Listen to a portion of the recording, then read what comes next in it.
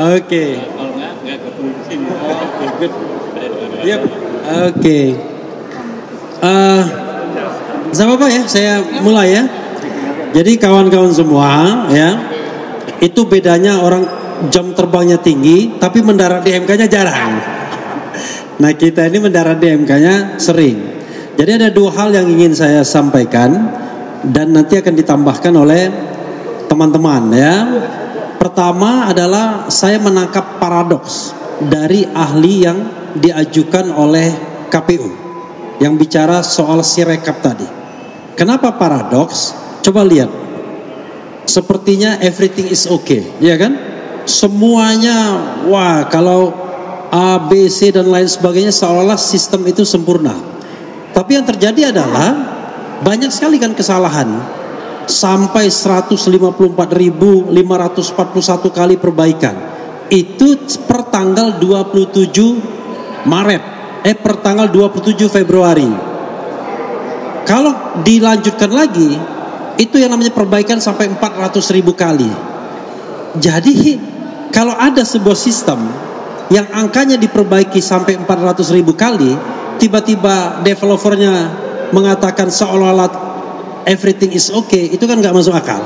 Makanya kami katakan Sirekap ini alat bantu, alat memandu, yaitu memandu kecurangan. Salah satu indikatornya misalnya ketika kita tanyakan soal bagaimana penghitungan manual itu dihentikan di PPK kecamatan, itu karena Sirekapnya lagi perbaikan.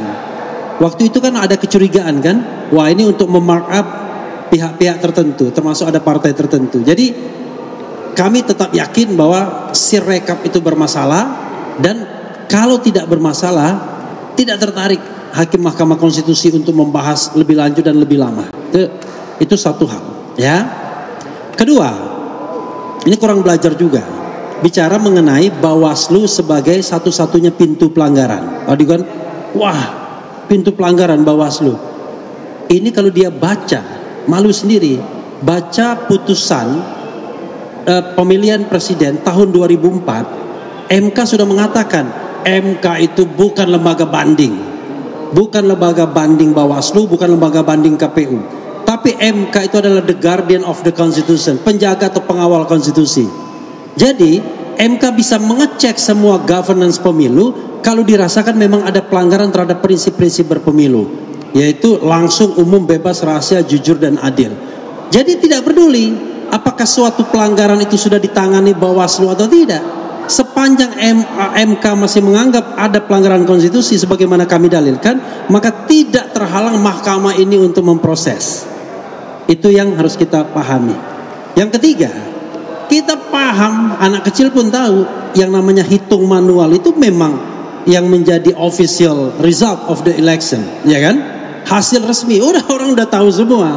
Tetapi yang kita persoalkan itu adalah hasil berjenjang ini kami dalilkan dipandu oleh kecurangan Sirekap. Dan kita tidak bisa kontrol bagaimana penghitungan berjenjang di 823.236. Tadi 236 dia bilang. Padahal kita sebelumnya tahunnya 220. Ya. Nanti dicek 823.220 apa 823.236 TPS di seluruh Indonesia.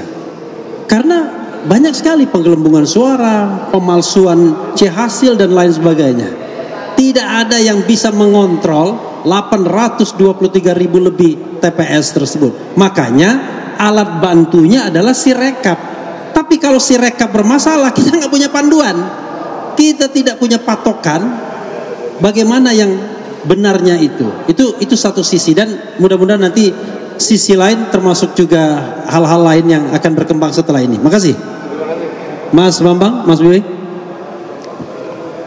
Saya izin beberapa hal. Bagian pertama, persidangan tadi menggambarkan apa? Satu, teman-teman KPU hanya menampilkan ahli yang berdasarkan IT dan Sirekap. Itu artinya apa? Dalam hukum ya, semua dalil-dalil permohonan kami tak mampu dibantah oleh KPU. Karena dia tidak menggunakan forum tadi untuk mengcounter dalil-dalil yang kami ajukan, ada 11 dalil.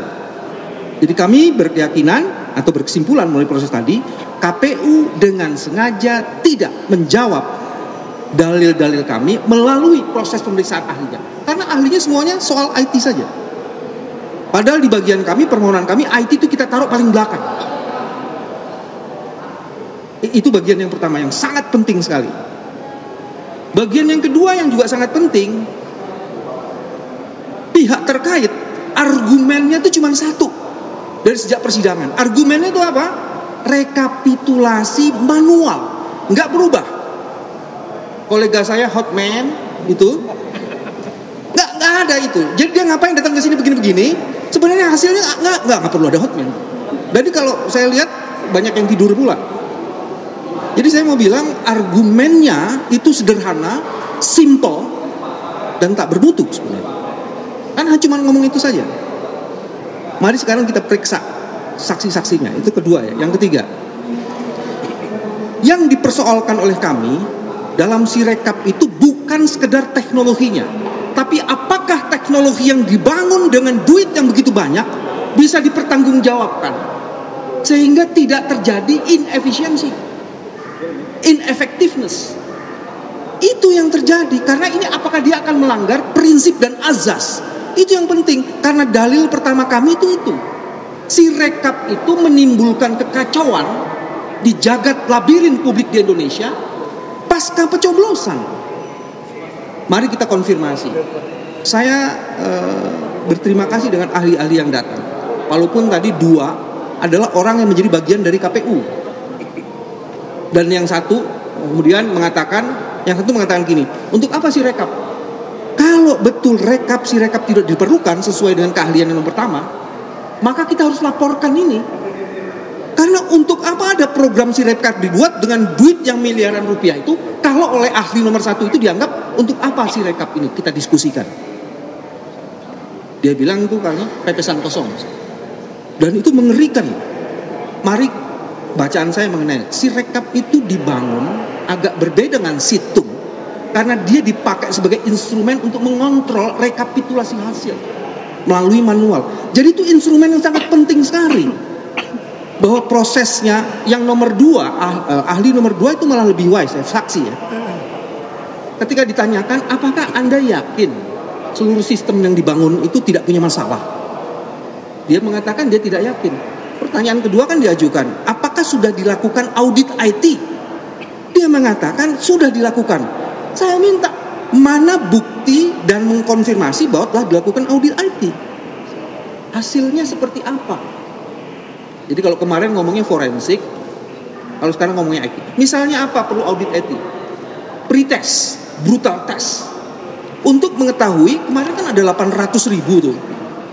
Tadi teman-teman dengar kan, dengan hanya 800 sampai 8.000 saja, itu masalah sistemnya. Apalagi dengan 800.000, semuanya jadi satu. Itu pasti bermasalah itu.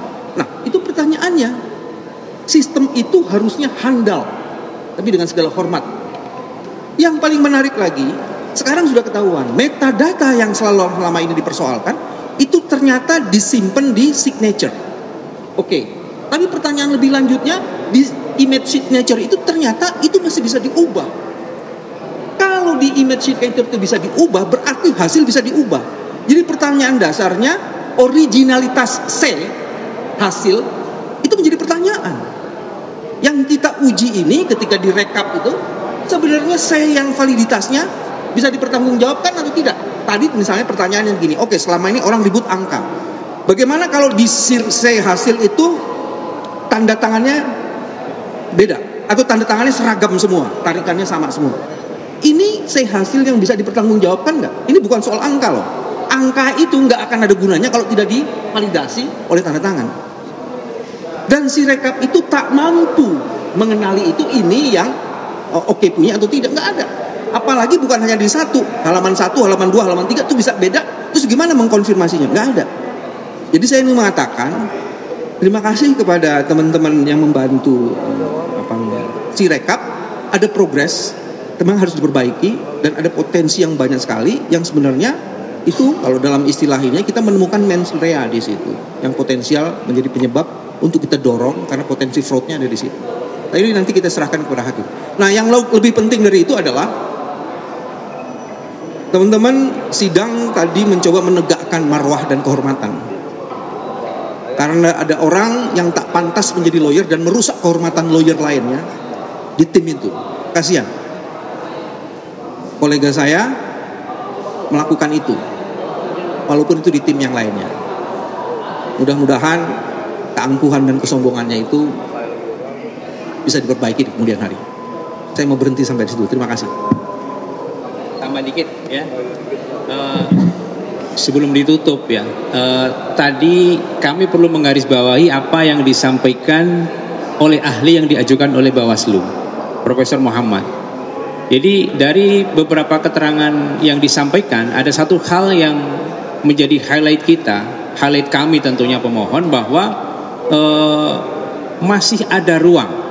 Jadi ketika tadi ada pertanyaan kepada ahli, apabila ini sudah dilaporkan pelanggaran kemudian sudah tidak ada lagi pintu, ternyata ahli menyatakan bahwa pintu lain masih terbuka sepanjang keadilan itu masih belum diperoleh.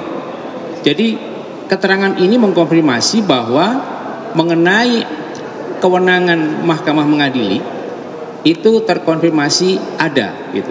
Apalagi kalau kemudian kita menyaksikan, menyimak keaktifan hakim hari ini. Ya, majelis hakim hari ini yang sidang-sidang sebelumnya, yang paling kanan siapa? Pak Mansur sama Pak Asrul-Sani. Beliau Asrul-Sani ya. Keduanya dalam sidang sebelumnya tidak pernah bertanya. Nah, hari ini bertanya. Dr. Ridwan Mansur menanyakan bagaimana kinerja Bawaslu yang ada laporan-laporan tapi tidak ada penegakan hukumnya. Meskipun dijawab oleh ahli tidak sesuai. Kemudian Dr. Arsul Sani menanyakan bagaimana proses Sirekap itu yang ternyata metadatanya tidak ada, gitu. Apalagi di daerah yang tidak ada internet, tidak ada signal, harus dibawa dulu ke kabupaten kota. Nah, yang terakhir ya, kami menyampaikan bahwa keputusan KPU mengenai penetapan perolehan suara itu belum final, masih bisa dibatalkan oleh Mahkamah Konstitusi, baik atas dasar alasan pelanggaran Sirekap ataupun pelanggaran persyaratan calon. Jadi jangan euforia dulu. Pasangan calon yang saat ini unggul suaranya, potensi dibatalkannya itu cukup tinggi dan itu ada, gitu. Jadi tunda dulu pembahasan tentang bagaimana koalisi kursi-kursi menteri berikutnya, karena belum tentu loh keputusan KPU mengenai penetapan hasil ini akan berlanjut dengan penetapan pasangan calon terpilih. Kalau PSU bagaimana? Nah, bisa berubah komposisinya. Jadi itu ya hari ini yang bisa kita sampaikan. Nanti kita istirahat dulu, setelah itu kita dengar bagaimana keterangan saksi 7 orang yang dari Bawaslu. Setelah itu nanti kita bisa jumpa lagi. Oke, terima kasih. Assalamualaikum warahmatullahi wabarakatuh.